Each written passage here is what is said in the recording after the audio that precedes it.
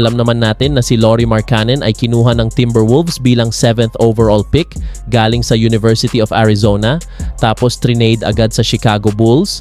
Pero ito ang twist, may mga reports noon na interesado ang Golden State Warriors na mag-trade up para makakuha ng isang young stretch big man na swak sa system ni Steve Kerr, at isa sa mga nasa radar nila si Lauri Markkanen.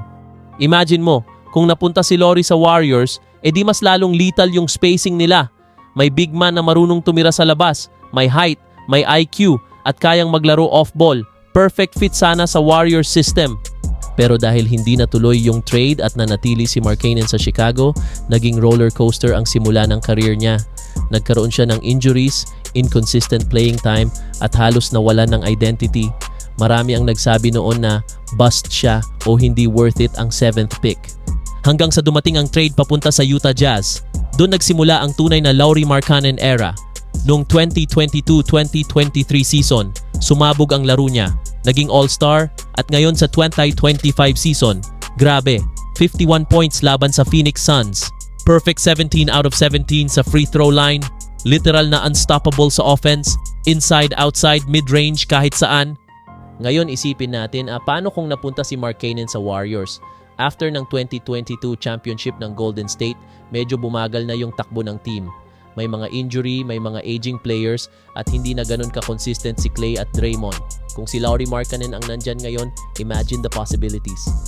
May 7-footer silang shooter na kayang mag-stretch ng floor. Mas madali ang buhay ni Steph sa offense. Pwede rin siyang maging main scorer kapag kailangan ng pahinga ni Curry. Si Markkanen sana ang bridge ng Warriors papunta sa bagong era, young core na kayang magdala ng scoring habang tumatanda sina Steph at Klay. Pero dahil hindi siya napunta sa kanila, ngayon, nanonood na lang ang Warriors kung paano binubura ni Lauri ang mga depensa ng kalaban. Isa pa sa mga interesting na point, kung tutuusin, fit na fit siya sa Warriors ball movement system. Gusto ni Steve Kerr ng mga players na marunong gumalaw off-ball, marunong magbasa ng depensa, at hindi selfish. At si Lauri, swak doon.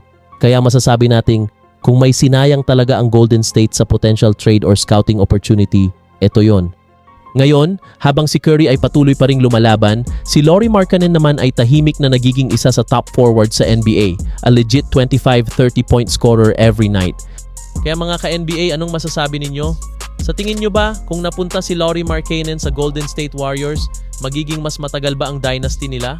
O tama lang na naghiwalay ang landas nila? Comment down below kung ano ang take ninyo. Huwag kalimutang i-like, i-share, at i-subscribe para sa mas marami pang NBA stories at analysis tulad nito. Peace out!